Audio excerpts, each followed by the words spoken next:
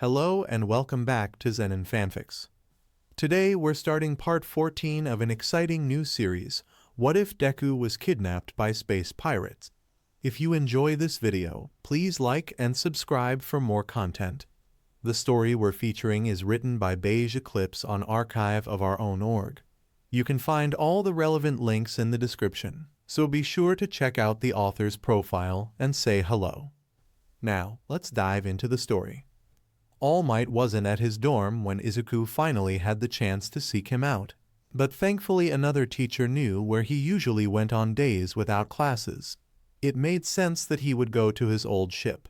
Sure, the dorms at UA were nice, but his home for the last several years was within walking distance. Izuku was just a tad jealous, wishing he could visit his room back on Earth just as easily. Walking down the halls, he couldn't help but get excited. He'd been to Yagi's ship several times by now, but it was still so cool. He was supposed to be coming over strictly for business, but maybe he would be able to ask to visit their garden again. It was one of his favorite spaces on the craft after all. Izuku also felt that the doorbell on the ship entrance was a little silly. It reminded him of the Ring camera his mom had gotten after there were some reports of theft in their neighborhood years ago. He only had to wait a few moments after ringing before the door opened. "Hello, Izuku. What brings you here?" "Hi, Imasa. Is Yagi here?" "He's in the kitchen. Come on in." Izuku felt that he really should make the time to visit more. Onin had been a good ta for their classes so far, just like Toyo and Yagi, and Imasa was always kind whenever Izuku asked him questions about his home, species, and line of work. Sahiko was the only one Izuku didn't see too often since the man always seemed to be busy with something, and well, Emrai was still a touchy subject. "Izuku, it's nice to see you, my boy. Come and sit. I just started some toast to go with the young and marmalade I asked Lunch Rush to make last week. You should try it. It really is a treat." "That sounds amazing." Izuku momentarily forgot himself, but managed to rein it in, coughing slightly and lowering the pitch of his voice to sound more serious. "I mean, thanks for the offer, but I came here on business." "Oh," Yagi's words took on a slightly playful tone. "Does that mean you don't want a slice of toast?" "No, ahem. We can eat and talk." Yagi chuckled and turned to Enmasa. "Thanks for bringing him here, old friend. Mind if we have the room?" Izuku felt his cheeks warm. He'd already forgotten that they weren't alone. "Of course." Okay, not the best start, but things could still be salvaged. He'd probably have some residual embarrassment the next few times he saw Enmasa, but he was used to teasing from Toyo, so it should be fine. He really shouldn't have let Kiri influence him so much. Thankfully, the toast popped up right after and Yagi started working with it, preventing an awkward silence. Soon enough, there were 2 plates of toast sitting on the table. Now was as good a time to start as any. "So, this is about the draft program." "Ah, I see. Have you chosen who you'll mentor with yet?" "I have an idea, but I wanted your opinion first." "All right, how can I help?" "Oh, but do try the toast. It's best fresh so the bread is still warm and firm before the fruit sinks in too much." Izuku was eager to try the toast as he gathered his thoughts, but oh man was that first bite distracting. It was nice and sweet, but had just a tad of twang to it and that indescribable flavor of yangin processed with sugar. It wasn't long after that both of their snacks were gone, but Izuku had his resolve back. "I was thinking about asking Gran Torino to mentor me, but I wanted to make sure it wasn't something that he was just asked by UA to volunteer for. I think that I could learn a lot from him, but I wanted to know your thoughts first since you know him better than I do. I won't go easy on you if you pick me, but I'm gonna tell you right now that I don't do anything I don't want to." Whippersnapper. Izuku whipped around to see Sahiko standing in the kitchen doorway, cleaning one of his antennae. "I'll have you know that if you choose me that by the time you get back, your classmates won't know what hit 'em." Izuku turned to Yagi who was trying not to make eye contact, a little sweat starting to form on his forehead. When he glanced over and saw Izuku looking his way, he cleared his throat. Ah, yes, I can vouch. Sahiko was in charge of a lot of the training our crew went through. You'll definitely have your hands full if you pick him. That's all Izuku needed to hear. That's great. I'm looking forward to it. Thanks for taking me on. He was too happy to notice the tense atmosphere before he bowed to his new teacher and left to finish his hero draft forms. Yagi silently prayed for the boy, hoping that his old drill sergeant wouldn't traumatize him too badly. The U.S. ship port was bustling with activity. Izuku was mesmerized by all the different ships coming and going as students met with the hero mentors they would be studying with for the next lunar rotation.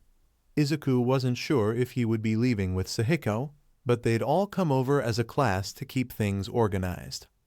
Yua was a large station, but even they couldn't accept every ship that was arriving all at once, so the teachers were constantly in communication with the heroes waiting outside and those that were intaking students and their luggage to ensure that there were no mishaps with the airlock doors. Because of this, the large room was filled with constant chatter. Izuku held himself back from approaching several pro-heroes, though he itched to get their signatures in his notebook. He would definitely ask in the class group chat for those autographs, but he would wait a day so everyone could get settled in properly first.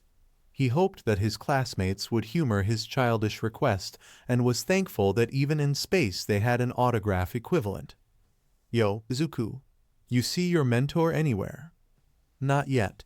I don't even know if we're going anywhere, honestly. My application was approved, so I know we'll meet up. But he could be waiting for all of this to end before picking me up and just taking me to one of the gyms here at UA for training. Oof, well I wish you luck then. Emrai is taking us to his agency building in the star system near the HPSC headquarters. Something about checking in on his interns since he's been away. Muro is pretty excited about it. Izuku was happy for them. He remembered meeting Muro a few times in passing, but the Class 3 students always seemed to be busy with some kind of work, so finding time together was never really a priority for either of them. He seemed like a good role model at least, and really Izuku was happy that there would be someone there to be with Kiri if things fell through with Emrai as an individual. Hey, Kirishima, we're ready for you over here. Izuku looked over to see Muro gesturing widely from Nitai's personal ship. It was a fairly small model, but it had to be considering it was usually docked within All Might's main ship. It would be a little cramped with the three of them inside, but it would serve its purpose. Welp, that's me. Seriously, good luck. You too, stay safe out there. Kiri held his hand up for a high five, and Izuku slapped it firmly before his red-headed friend ran off to meet with his mentor. Then one by one the class dwindled. Izuku had been sitting patiently on one of the benches in the room before a firm hand pushed his back, forcing him to stumble out of his seat. Up and at whippersnapper, our ride's here. When had Sahiko even arrived? It didn't matter. Izuku was determined to prove his worth, so he recovered from the surprise and stood up straight. Yes, sir? Sahiko looked him up and down before walking over to the strangely long ship that had just pulled into the space. You might just have what it takes to keep up with me, kid. Come on, this is a shuttle to Hasu. Hasu? My home planet. We're heading to my colony city for training. We're not the only ones heading planet-side there either. Izuku looked back and noticed several other students getting their belongings ready to board. Nearly all of them were insectoid species, but not all, and Izuku was relieved to see that he wasn't the only one from their class heading for the doors either. There were a few from Class 1B, but they seemed pretty tightly knit, and Izuku felt that they didn't want to be bothered at the moment with introductions. Ida was joining them, which made sense since Hasu was where his family was also based, and surprisingly Shavo was also walking towards the shuttle. Izuku felt like he was getting on the bus-modeled ship that brought his human peers to the Earth station all those months ago. The seating arrangement was more open here though, so Izuku made himself comfortable. Sahiko took one of the single seats as soon as they boarded and seemed to instantly fall asleep, so Izuku figured that he could sit with his friends for the ride. Ida's mentor was already present, along with whoever was mentoring the Class 1B students, so really it was an easy choice to just sit next to Shao, who sat alone. The Dragit seemed indifferent to the seating arrangement, but Izuku had started recognizing some of their tells and knew that Shao was somewhat pleased by where Izuku decided to seat himself. Izuku. Hey, Shao, it's nice to see you here. Is your mentor from Hasu? No. Oh, well, what brings you here then? My father. Your dad. What does he have to do with your mentorship? Izuku was a bit worried after hearing that Endeavor was somehow involved. He hadn't had the chance to really talk to Shao after the sports festival since the mentorship program was introduced right after, and they had to focus on that. He really shouldn't have let something like Shao's situation fall to the wayside. If Endeavor had forced Shao to do something he didn't want to, then Izuku would feel devastated for not doing more to help. I'm interning with my father. Izuku's mind went blank. Did he force you to choose him? Izuku's tone was serious.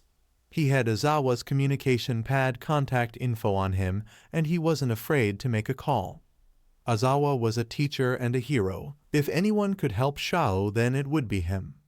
No. Izuku relaxed a bit and waited patiently for Shao to gather his thoughts. After the sports festival, I decided to better myself. You made me use my fire, and when I did I wasn't thinking about my father's opinions. It was freeing. Afterwards, the shackles of my self-repression returned and I couldn't fight to the fullest. I decided that I needed more practice with my fire if I'm to use it, and my father is the number 2 hero for a reason. I may not like it, but he is a valuable resource that I can't just squander, so I'll use him until I've learned all that I can and then forge my own path. He agreed to intern me and had Hasu in his sights because the hero killer stain is still on the loose there. Izuku paused at that. He remembered reading that name in the news. He couldn't help but turn to Ida sitting a few seats away with his mentor. No, there's no way that Ida chose Hasu for any reason other than being close to home. His current expression just had to be focus, and that glazed look in his eyes was just his imagination. Izuku turned back to Shao, but he couldn't help but feel a pit starting to form in his stomach. After a bit more pestering, Izuku begrudgingly accepted that Shao willingly chose his father as a mentor, and that the experiences he would have during the draft program would teach him a lot about his fire. They did exchange internship addresses, though, so they could meet outside of their learning hours if needed, just in case. Ida also gave the address for Pro Hero Manual's agency when asked, but he wasn't in the mood to chat with his peers. Izuku settled for sending him a private message instead. Hey, Ida. I noticed that you seemed a bit tense lately. I know that you're going through a lot right now, so know that you can message or visit me whenever you need to. Don't worry about waking me up. I'll always make time for my friends. You're not alone, I promise. Izuku set the message to send later on in the day, since it would be awkward to send it while they were both in the same place, and he didn't want to cause a scene in front of Shadow, Ida's mentor, or any of the other passengers. Soon enough Hasu was within sight, and Izuku eagerly stared out the window as they approached. The planet was overwhelmingly brown, and he initially thought that it was mostly land-based. But there were actually a few oceans breaking up things. They were just also brown in color. How fascinating. The closer they got to the capital city, the more Izuku could make out the different tones. The buildings were a deep clay tone, dark with a hint of red, while the roads were nearly black but still discernibly brown. The trees and other plants were lighter shades, similar to milk tea. When they finally landed and stepped out, it was even more apparent. Even the sky itself was brown, and truly the biggest pops of color aside from the various billboards advertising goods in the city were the residents themselves. Intaya's were a striking blue color, though there were surprisingly few of them in comparison to the other fast-moving species. The way that everyone quickly shuffled to their destinations reminded Izuku of what he'd heard of New York City back home, bustling activity. But somehow everyone knew how to easily avoid one another in their rush. He was suddenly grabbed by the shirt and yanked back to the shuttle station after stepping forward to get a better look. Mind the lines, whippersnapper. Sahiko pointed to the ground, and there indeed were clear lines painted on the walkways. Most were written in the planet's native script, but one lane that was wide and seemed nearly untraveled was labeled clearly in common. Foreigners. Shao patted Izuku's shoulder lightly before turning away. It was nice talking to you, Izuku, but I have instructions to meet my father at a nearby agency. We'll be in touch. The Class 1B students also left, and Ida bade a brief farewell before following Manuel away. After that it was just Sahiko and Izuku. Izuku couldn't read the look on his mentor's face, but he hoped the man wasn't too mad that he'd almost accidentally walked into heavy foot traffic. Follow me. Izuku was thankful for the order and dutifully grabbed their bags as Sahiko slowly led the way. He stayed on the labeled foreigner's path, and Izuku was pretty grateful for the lanes considering how quickly everyone else was moving in their respective areas. Izuku wasn't too worried when Sahiko stopped walking because no one else was around them on their path. But then he turned towards the chaotic activity just beside them. All right, kiddo. What you're gonna want to do is raise your limbs and confidently walk forward. Watch me and repeat. Izuku's mouth went dry as he watched Sahiko raise all of his limbs to the sky, even his antennae, before turning towards the wall of fast-moving bodies and just walking right through. He wouldn't say that the others parted like the Red Sea to accommodate him, more like they rounded him like an obstacle. And if Izuku wasn't taller than most of them, he might even have lost sight of Sahiko through the mass. What are you waiting for? Come on, get a move on. Izuku could feel the sweat on his forehead as he swallowed the lump in his throat. Well, he didn't want to keep his mentor waiting. Gaining his composure, Izuku raised his arms straight into the air before stepping forward. He could feel the rush of air as everyone whooshed right past him, but he refused to stop. Sahiko said to walk confidently. As evenly paced as he could with his shaky legs, Izuku successfully made it across to the other side of the busy road. He sagged in relief once he knew it was over. Not bad. Yagi caused a roadblock his first time crossing. Earned himself a hefty fine for it too. Take this lesson to heart. Just because you'll someday have a shiny hero's license doesn't mean that you can break local or intergalactic laws unless actively performing your heroic duties. So be sure to brush up on the rules no matter where you go. Enough of that though, it's time for our first meal here. Izuku would be sure to note down Sahiko's words when they got to wherever they were staying since it was good advice. But he was also still feeling jittery, especially after hearing that he could have caused a big fuss whilst crossing the path and Sahiko would have just let it happen. He was starting to get a feel for what his time working under Sahiko would be like, and he just hoped that he wouldn't screw up too badly. 2 specials for here, please, and hold the danga for my companion here. Is that gran? Common right up. It's good to have a loyal customer back in the area. Sahiko grunted and made his way through the small restaurant and out the exit on the other side, taking a seat at one of the tables there. Izuku joined him and took in the view. It was hard to describe honestly. Izuku had always loved the beach growing up, and seeing the ocean always perked up his mood, but it was different here. Everything was there. Water, check. Shoreline, check. There was even a walking path not labeled like the ones on the main road for others to walk on casually to take in the view at their own pace, but the street was desolate, and despite the activity just on the other side of the restaurant, only Izuku and Sahiko were here to watch the brown waves crash onto the beach. It's a sorry sight. Izuku tore his gaze away from the horizon and turned back to Sahiko. Instead of elaborating, the old man just sighed and turned towards the restaurant staff already approaching with their food. I'll explain tomorrow, Sonny. For now, eat up. We're gonna have a long day ahead of us. Izuku wasn't sure exactly what he expected the special to be, but it wasn't what was served. Izuku certainly hoped that it tasted better than it looked, but he swore that despite the melancholy after seeing the beach that Sahiko now had a ghost of a smile whilst watching his reaction to the meal. It was probably just his imagination though. Izuku stared at his plate for a good minute, trying to keep his face pleasantly neutral. Sahiko had already started eating, and that almost made things worse because it showed Izuku exactly what was waiting for him once he gathered the courage to tackle his meal. Because lying on his plate was a steaming grub about the size of a large roasted turkey. It was off-white with fat bulging segments and a dark brown, almost black, head. The thing didn't have any legs currently, but it was clear that whatever legs it did have had been forcefully ripped away before it was prepared. Izuku remembered trying some of Tsuyu and Tiru's native dishes in the lunchroom before, but this was different.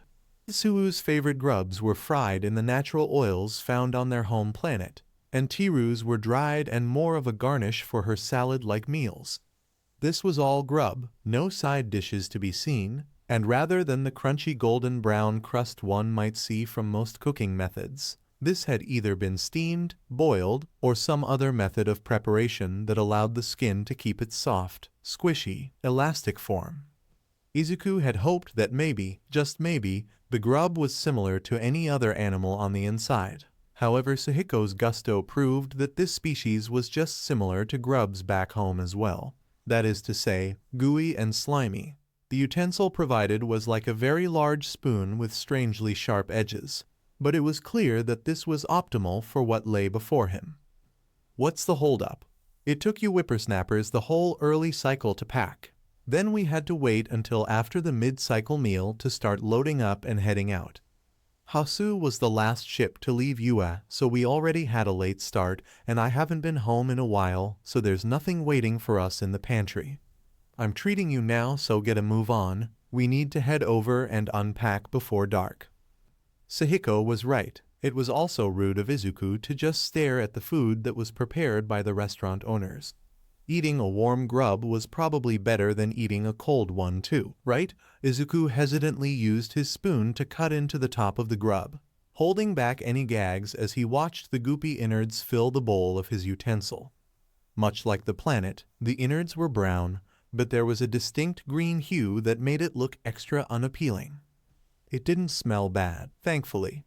It didn't really smell like much at all if he was being honest. It just looked like a steaming pile of, nope, not going to go there. Izuku screwed his eyes shut and held his breath as he quickly put the spoon in his mouth before he could chicken out again. It wasn't good. But it also wasn't bad, if that made sense. It was just very bland. Sahiko made a little HMPH noise before nodding Izuku's way. I see you're quicker than Yagi in many respects. I can get behind that. Here, this should help it go down easier. After rummaging around in one of his pockets, Sahiko handed Izuku a salt shaker. Hopeful that it would actually help, Izuku scooped another spoonful and shook some salt on top. Pointedly looking away from the main grub, he tried the bite. Yup, still slimy, but if he pretended that it wasn't a ham-sized bag of skin filled with loose bug guts, then it wasn't that bad. It was just mushy, watery, bland mashed potatoes and gravy. Just leftovers, he could deal with that. Nope, not looking at the head, just scooping out the filling. Packaged instant mashed potatoes and reduced sodium gravy mix. Just like his dad used to like when celebrating the American holiday Thanksgiving. Yup. Sahiko wasn't kidding when he said he lived nearby. His apartment was on the bottom floor of one of the large buildings just a block or two away from the restaurant, which was convenient for someone who kept complaining about his joints. The buildings were massive, but what made them more impressive was the fact that they all looked to be made of clay, or at least something similar in material. The large towers weren't like buildings back home. They were more rounded at the base and asymmetrical. That isn't to say that any of them were leaning, more that they weren't built like the concrete rectangles Izuku was more used to. They tapered slightly near the top, but aside from this they had the basic features of any other structure. Doors? Check. Windows? Also check. They just all seemed to be carved out of skyscraper-sized termite mounds. The interiors were a different story though. Sure, the furniture was a little weird, but the rooms were sealed by actual walls, and if it weren't for the slightly rounded shapes, they would look similar to homes back on Earth. They were still obviously made of a natural clay, but it was similar enough to the plaster walls back home that the difference was negligible. While the outside were somewhat jagged and uneven in shape, the interior walls were nice and smooth, similar in color and texture to white chicken eggs. "Here's your room, whippersnapper. Get some rest because once tomorrow starts so do we." Sahiko didn't linger, disappearing behind the automatic doors of his own room after finishing up the most basic of tours. The front entrance opened up into a main living area with a kitchen off to the side. But apart from that, there were just two small rooms, a bathroom, and a storage area slightly bigger than an average closet. Izuku didn't mind. He'd had smaller accommodations before. Surprisingly, though, the closet area was stocked with a few futons.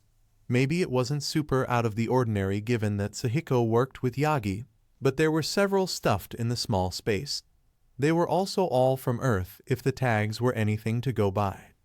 Izuku was curious at just how long Sahiko had worked with Yagi to have accommodations for humans just casually gathering dust in his home.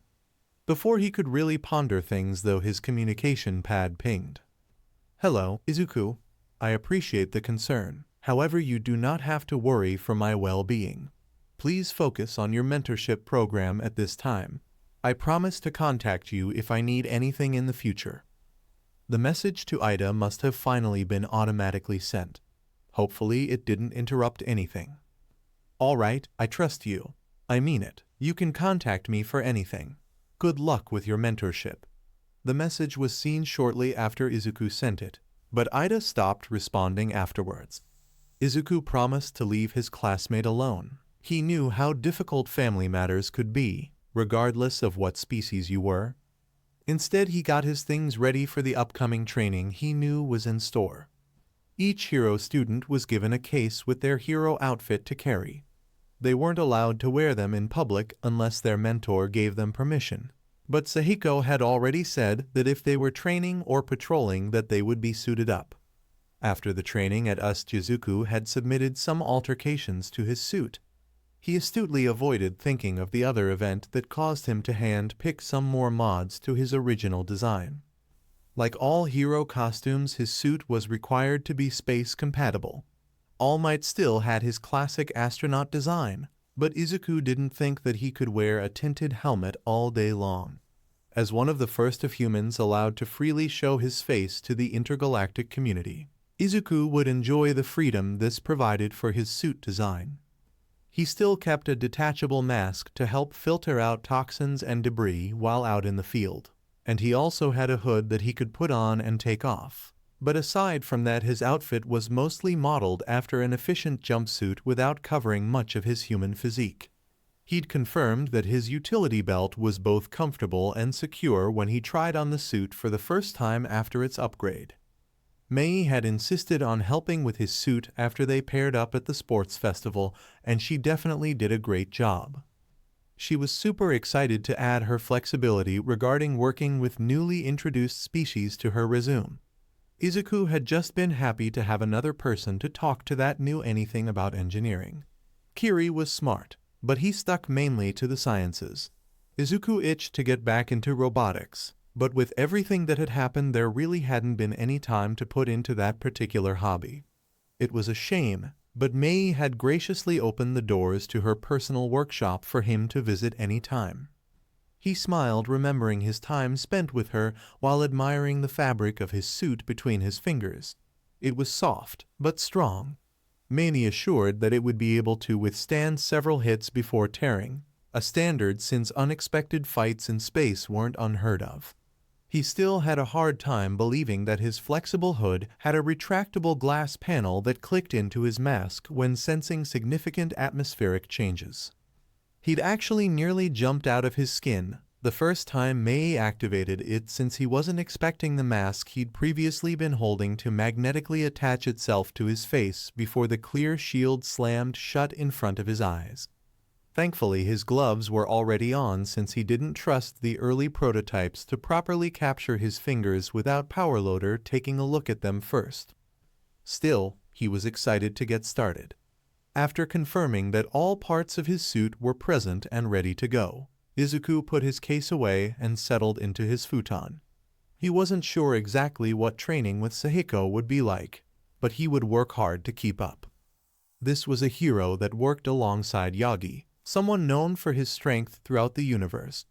He was sure that things would be tough, but that's exactly what he'd signed up for.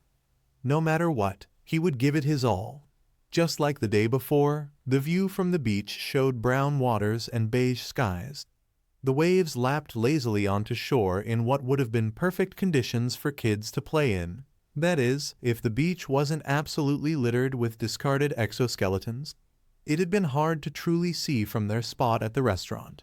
But rather than sand, most of the ground was made up of the molted shells of the city's inhabitants. That wasn't all, though. Lining the edge of the water were grubs, using the waves to come onto shore to munch on the exoskeletons before riding back into the water. Yep, just as I thought. Izuku looked over to Sahiko. No, he was Gran Torino when in costume. Ya see those mounds out there in the surf? Izuku strained his eyes to see where Gran was looking, and sure enough it seemed like the water was washing over some short walls several meters out from the main shore. Those are supposed to be grates to protect the smaller wildlife from predators, but rains cause runoff from the city buildings to flow into the water.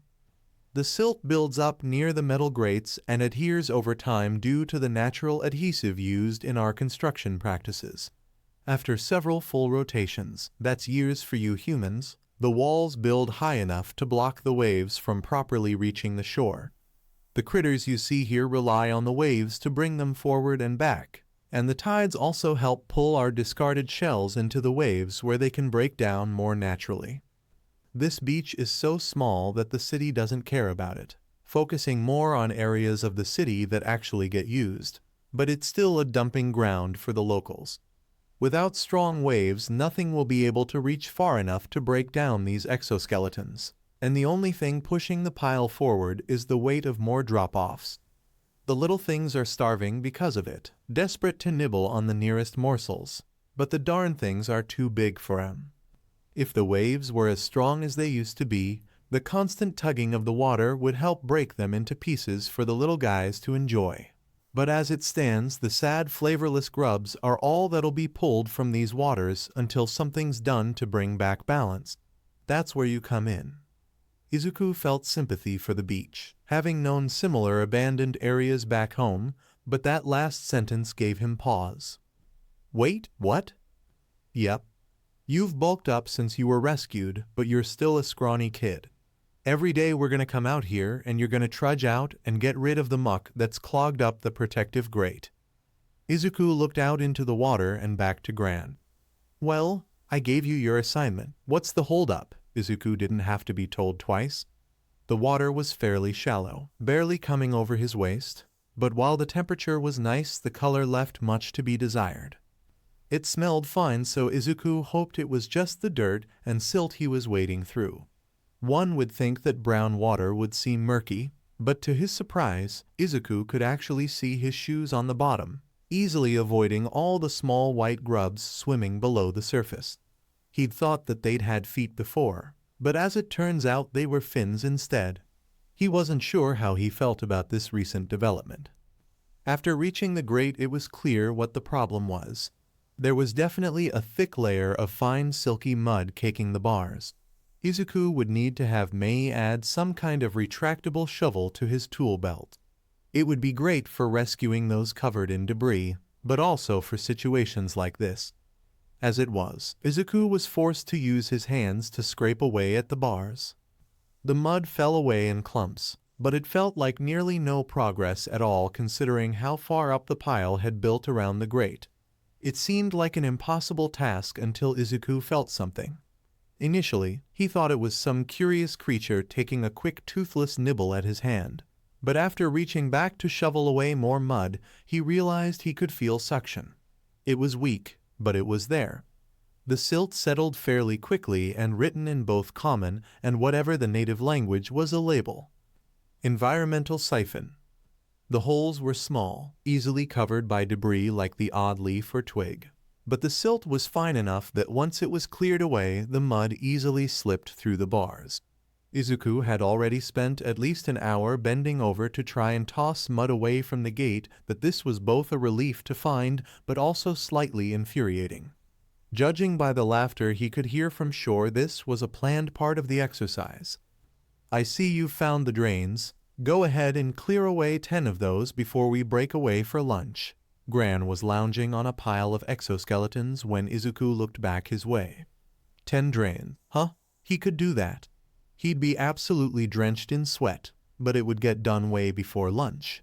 Just like the school motto, Izuku would be sure to work plus ultra to get this done. Sahiko was pleasantly surprised by Izuku. Unlike Yagi, the kid actually took to directions well. It also didn't take him nearly as long to find the drainage pipes.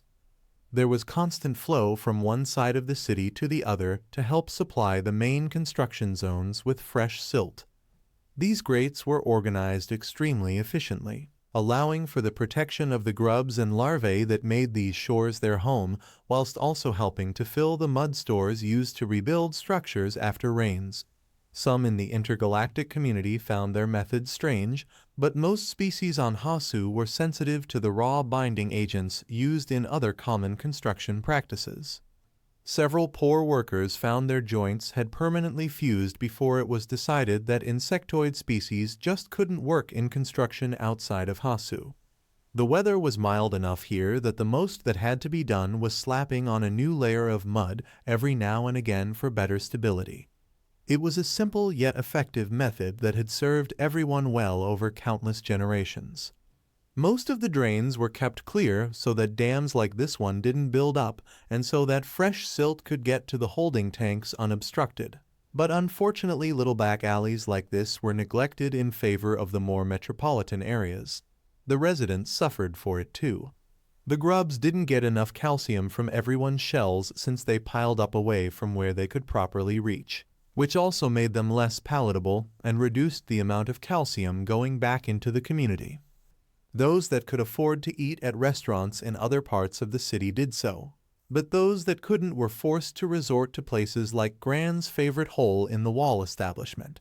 These poor people just want to make a living, but the resources they have at their disposal are dirt quality, and this put the children and elderly at risk too. Without proper amounts of calcium, exoskeletons grow weaker with every molt, and this can cause a plethora of other ailments. Sahiko's getting old. He'd grown up in this neighborhood and used to help clear the drains in his youth, but he was no spring chicken anymore. He'd shrunken with age, and what would have been waiting before would come up to his neck nowadays.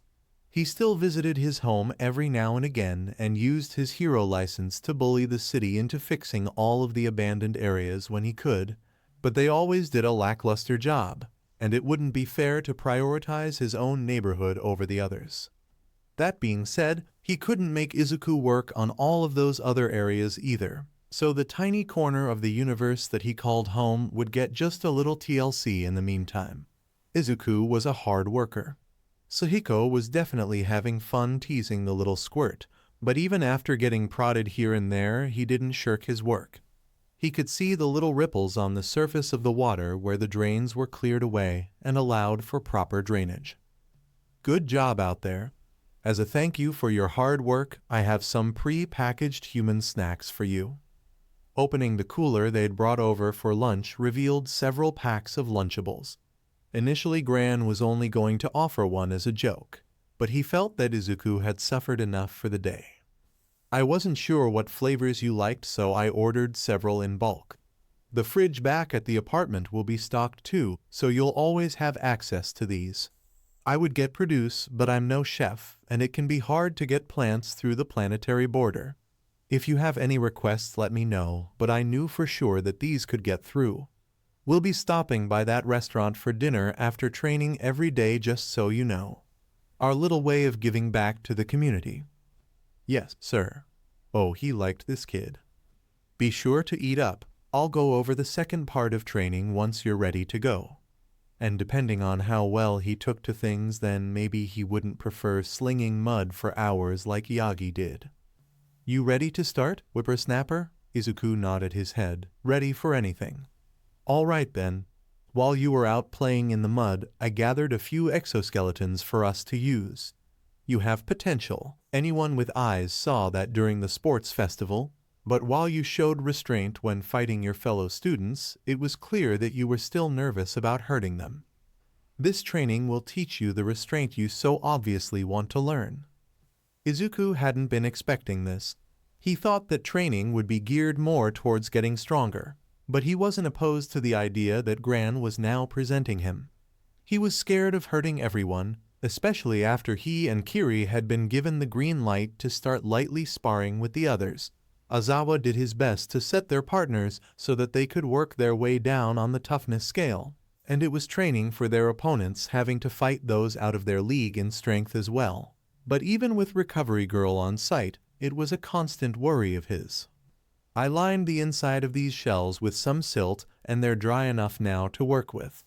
Your goal will be to hit these dummies hard enough to push them away without cracking the shells. These targets each represent the strength you'll need to use when fighting different species. I've lined them up in order from the most to least frail. Where do you want to start? Could I start in the middle? All right, then you'll be starting with the Entaya's shells. I've seen the roster for your class, and I know you have an Entaya's classmate. Have you sparred yet? Yes, sir. Good, then you know that our shells are about as thick as a walnut. We're not quite as brittle, but it's a good comparison. On the scale of 1 to 5, Entayas are a 3. At the end of your training here, I'll be assigning each species a number based on how squishy they are to you humans. Learn it and use it well. I'll be blunt, you humans are brutes. Your strength far outpaces the vast majority of those in the intergalactic community. There's a reason the probation for your species was as long as could be. As the first generation of known human heroes, you'll need to be sure to not get charged with using excessive force. Now, these dummies are lined with enough dried silt to mimic the real deal, so do your best. Gran had brought several metal bars with their lunch cooler, and now Izuku knew what they were for. They assembled similarly to how tent poles were fitted, and with a little maneuvering the selected exoskeletons were placed over the metal frames like makeshift mannequins.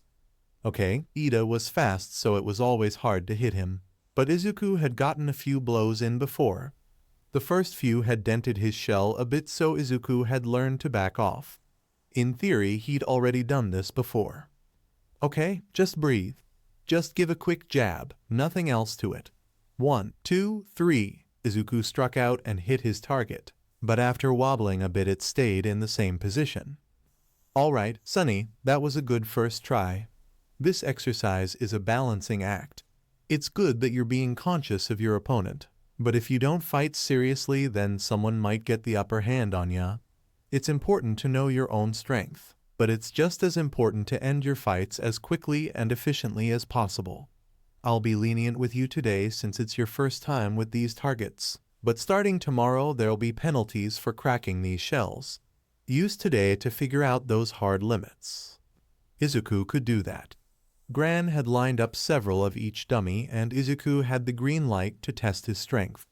His next hit was harder, just enough to push the mannequin back an inch or two without denting it. Gran nodded. Better, but you're gonna need to put more force in if you're gonna subdue villains. It'll also take more than just a few hits to get your muscle memory up to speed. Keep practicing. Izuku did.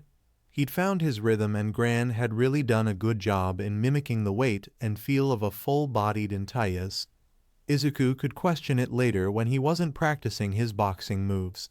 Eventually, after so many consecutive hits, the dried-out shell cracked, the dummy falling apart and leaving only the wire frame behind. All right, that was a good start. Do you want to go up or down in strength? Izuku figured that it would be harder to be more delicate after training on the higher levels, so his choice was easy. Down, Gran approved. All right, Whippersnapper. Target number 2 is coming from a Reich. I've read the mission report for your rescue, so I know you've fought them before. Let me know now if you're not comfortable using these dummies as practice. Izuku stayed silent. All right then, I'm not gonna lie, brat. Biting your enemy was a bold move. You never know what's in another sentient's blood, whether it be natural toxins or personal diseases. Don't do it again unless you have no other means of defending yourself.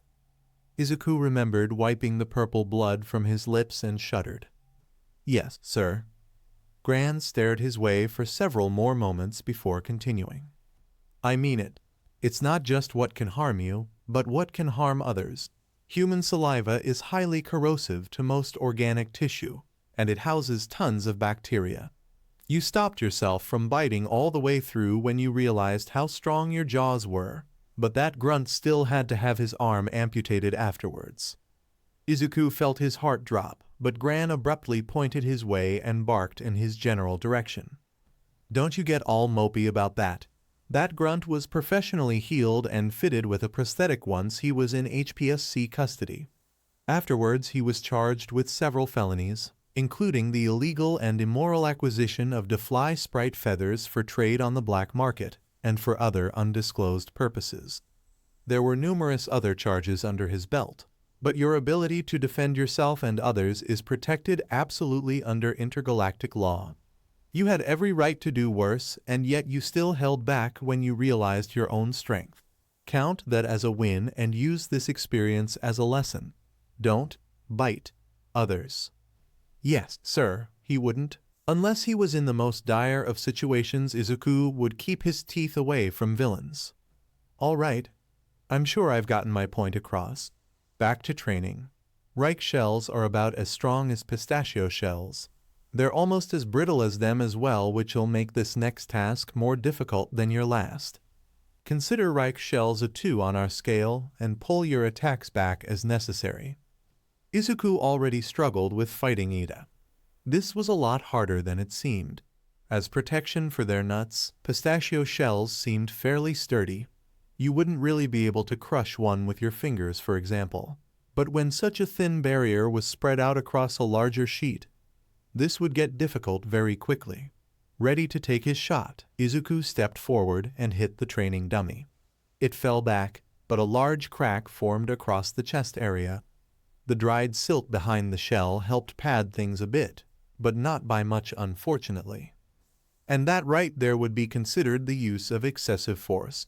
You have a few more tries before we're out of dummies, but it wasn't shattered, so that's something. Izuku felt a little disheartened, but he knew that he could get this. His first try wasn't a total failure. One by one, Gran lined up Izuku's targets, and one by one Izuku dented or cracked their shells. After the final target was unsuccessfully pushed back, Gran grunted in slight disapproval. It's still your first day, so I can't be too harsh. We'll have all month to practice this, but you should know that this will apply to many other species. Another species that I would consider a 2 on our little scale are piety. I know you have several of those in your class, so this should strike closer to home. Most flying sentients have brittle hollow bones that can break easily if force is applied to the wrong areas. Tomorrow I want you to imaging the force you'd use when fighting against your more fragile classmates. Izuku imagined hitting Ochio hard enough to send her to Recovery Girl and felt sick. All right, I can see that I gave you a lot to ponder, but we still need to get this practice in. Up or down, Sonny? Izuku felt intimidated going down again, especially after his recent failure, but he had to do this. This was why he was here training. Gran was taking his time to teach Izuku the skills he would need to be the best hero he could. The least he could do was try his best. Down. Once again, Gran approved. All right, listen up. This here is the lowest on our scale, and this will be your biggest obstacle. Most would hardly dare to even call these exoskeletons due to how fragile they are, but what they lack in form they make up for in elasticity. These are the molted remains of ruminant skins, and the closest thing to describe these in Earth terms are peanut shells. Izuku sucked in a shaky breath through his nose. It made sense. Rumelans like Enmasa were very moth-like. The fact that they even molted at all was fascinating to him. But that's not why he was here right now. If their discarded skins were similar to peanut shells, then he had his work cut out for him. This would be like trying to punch a wet paper bag and expecting it not to immediately burst under the force. Was Enmasa really that fragile? Was that why he was a detective and not a hero? Well, Gran's inquiry snapped Izuku out of his thoughts. He couldn't distract himself from this. He had to face it head on. It was only his first year in the hero course, and Izuku was sure that this wouldn't be the hardest task that would be assigned to him in training. Izuku was as gentle as feasibly possible, but there was still a fairly significant dent in the Rumelin's skin where he punched the torso area. Well, you're smart, whippersnapper. I'll let you continue trying, but remember to think outside the box. Brute force isn't always the answer. Gran immediately distracted himself with his communication pad, but Izuku was left reeling at that. What exactly was Gran implying? The task was simple: land a blow hard enough to push his enemy back without hurting the shell. The whole point was to use force. I don't hear practicing. Keep at it. I'll make more dummies tomorrow while you're out clearing drains. Izuku could hear the distinct music of Candy Crush coming from his direction, but he knew that this was what he'd signed up for. Izuku was a bit frustrated, but at this point he realized that Gran might just be messing with him on purpose. He wanted to think the best of the man, but his little ways of getting under Izuku's skin were getting pretty brazen. Still, Izuku didn't want to be left alone with just his thoughts. How do you know how soft peanut shells are? HM? Yagi's allergic to peanuts. How'd you know about their shells?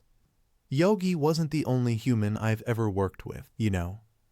Really? I was part of the original crew that made first contact with your planet, Sunny. This caught Izuku's attention. I've served with every single human that's ever gone beyond your home system. At least, until you two whippersnappers and your fancy teacher from the main station got out here. So you worked with my dad then? Your dad? Gran put away his game and looked Izuku up and down. Curly hair and freckles. You're Hisashi's kid? So you did know him. That I did. I'm surprised I didn't see it sooner. But your features are all so different from one another, it's hard to spot the similarities sometimes. Izuku couldn't say anything. He hadn't been sure whether or not Gran was related to Ida's family at all, and he still really didn't know. He didn't plan on asking either, so he was glad that he'd brought this up now. So, you learned about peanuts from them.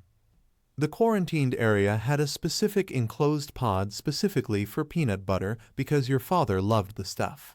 He got one of our other crew members hooked on it, which forced us to double our sanitization supplies since our ship was small and we all worked together. She really preferred unsalted shelled nuts, but I will admit that when they were in the pantry, I also had some to myself from time to time. A lot of our crew loved nuts from Earth, and their shells are varied enough that I can use them as examples in our strength exercises today. They're very rich in fats and flavor. Once the quarantine ends on your species, I expect your exports to boom exponentially. The products that Death Worlds can produce are very high in quality. You should be proud of your home, but this isn't the time to yap about this. Stop distracting yourself and put some effort in. You're already miles ahead of Yagi when I put him through this same training, so just use your head and you'll keep up with things. Wait, Gran trained Yagi? Izuku thought that they'd just trained together as colleagues. Izuku looked at the dummies that were still lined up and waiting for him in a new light. Yagi had done this exact exercise before, back when he was still training to be a hero. This training had carried him to the #1 position in the known universe. Izuku wasn't sure how long Yagi had been able to practice this, but Izuku did know that he only had about a month to do the same. If Gran believed that he was already doing better on his first day of training, then Izuku would need to keep up the pace. Sehiko was an invaluable resource, and Izuku would be sure to use his time wisely. Izuku panted as he took a break after damaging every single Rumelin skin Gran had set up for him. He wasn't able to get even a single hit in that didn't tear or dent the outer skins, and that didn't bode well for tomorrow when he knew there would be penalties. All right, whippersnapper, I see we'll have some things to work on in the near future. I can see that you're doing your best and respect that you went with what you believed would be the more difficult selections first. It shows foresight, but now we're in the big leagues. These last 2 sets of dummies have more silt in them to mimic the respective body weights of their counterparts. So what'll it be? Shell number 4 or shell number 5? 4. Izuku was getting tired after working so hard. Waiting in the mud was really coming back to him now that he knew they were almost done for the day. Alright, these exoskeletons belong to Mechton. You may have seen them around as there are a few in Class 1B. They're fairly analogous to ants back on Earth, just sentient-sized. Anyways, this city is primarily populated by Mechton. It's the planet's capital, so there are also all manner of native and emigrated species, but originally this area was built and maintained by the Mechton. We still use their organized walkways and structure techniques to this day. They're the most numerous of the insectoid species by far, and despite their size they really pack a punch. Here we have their body sheds. All Mechton bodies are about the same, but it's their heads that differ. Their bodies will be used as our dummies for shell hardness 4. We'll get to their head sheds for 5 later. Izuku looked at his target and didn't really think too much of it. It was the body of an ant a little over a meter tall, although he did have to admit that it wasn't as tall without the headpiece attached. Their shells are about as tough as macadamia shells. If you've never had to crack a macadamia nut, maybe imagine chestnuts instead. They're at least harder to crack than walnuts, so give it a shot and adjust your strength as needed. Okay, Izuku could do this. This would be significantly easier than dealing with the last task. But just in case, he would still try to tone down his blow to one he would deal Ida. His fists were starting to hurt a bit from all the practice, and his arms had already gotten a lot of action in the water, but he would deal with his noodle limbs later. Pulling his fist back, he let loose his punch. It was near perfect.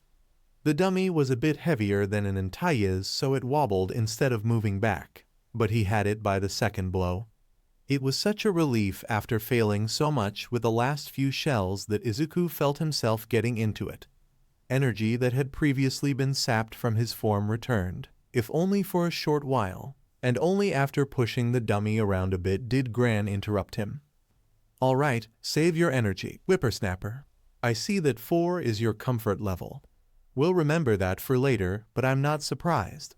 Dragets are a 4 on our scale, and I've heard how close you are to those in your class. Now, you're going to succeed with 5 no matter what, but because of that, there's a caveat. There may come a time where you'll have to fight someone bigger than you, someone stronger than you in nearly every way, or at least on the surface that's what it'll seem.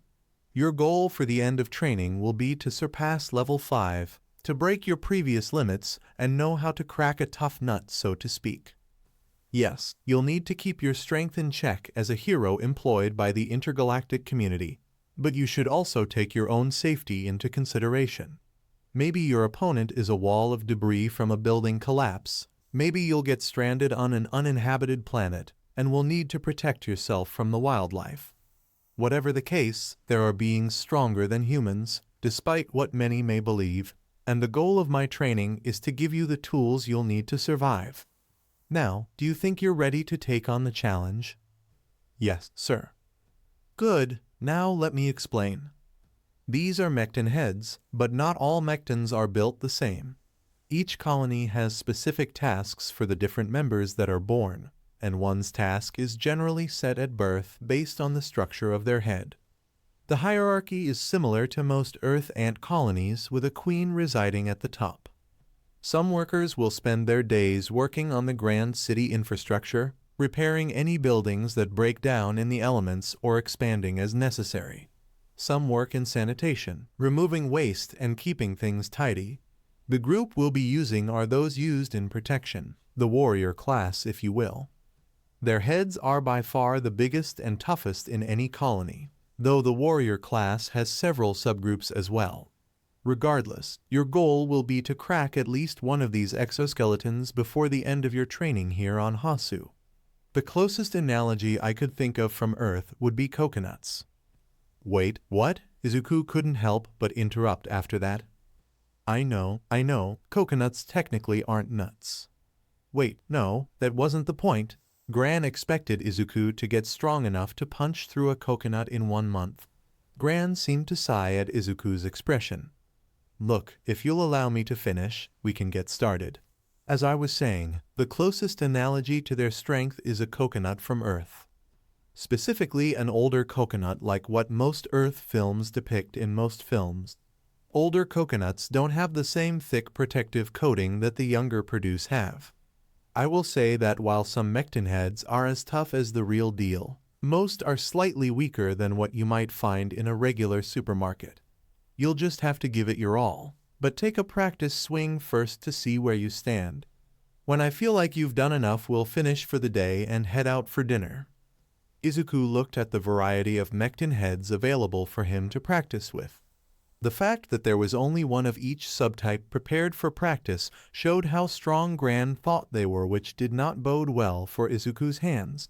Realizing that stalling wouldn't get him anywhere, Izuku stepped up to the first head and took a swing at it. TSSSSS. Oh, Izuku shook his hand violently. He was prepared for it to be hard, but he wasn't expecting the slightly sandpapery texture.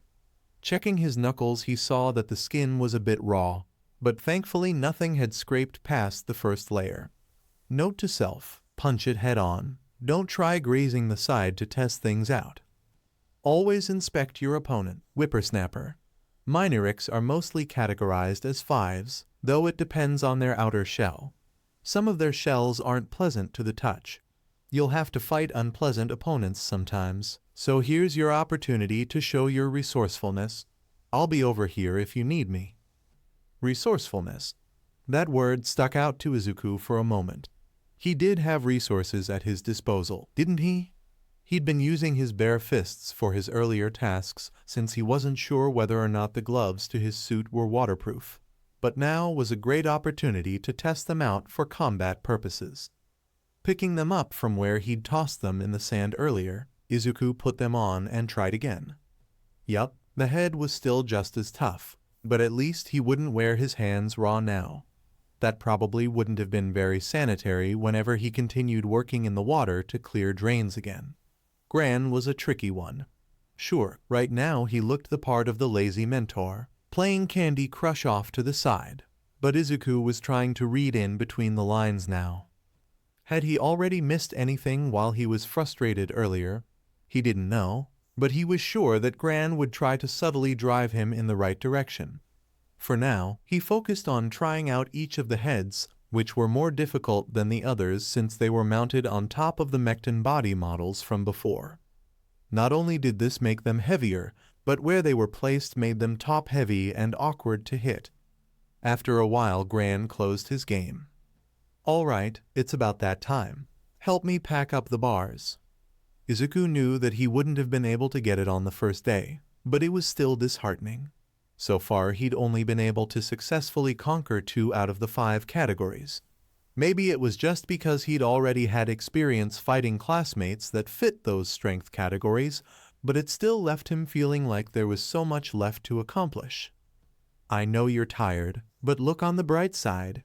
We get to have dinner at our new favorite restaurant before heading back to my place. Isn't that nice? Izuku had almost forgotten about that. Well, things could always be worse. Thanks for treating me. Anytime, Squirt. Izuku would be sure to write a list of the foods he wanted ordered as soon as they got back to the apartment. As it was, he was just too tired to complain. Izuku felt even worse on day 2 than he did on day 1. Calling his arms noodles would be a disservice to overcooked pasta. He hadn't realized how sore he would be the day after his first training session. Still, Izuku had things to do and places to be. Sahiko eyed his limp limbs briefly before plating up breakfast. All right, whippersnapper. Here's a Hasu special. Eat up and thank me later. Thankfully, the meal wasn't more bugs, but Izuku wasn't sure that he'd ever had salad for breakfast before either. He was thankful that he'd eaten breakfast back at UA before leaving for this trip. He should have savored those final meals more. I see that look in your eyes. Don't you worry, I've ordered your little shopping list. Starting tomorrow, you'll have more than just Lunchables to enjoy. Thanks for including the brand and color of miso paste you wanted. It made my life easier. I remember a lot of other humans having that soup with their meals before. It has a little too much sodium for my tastes, so I never really paid any attention to the specifics, but I do know that a few were particular about what they ordered for themselves. Izuku would take it.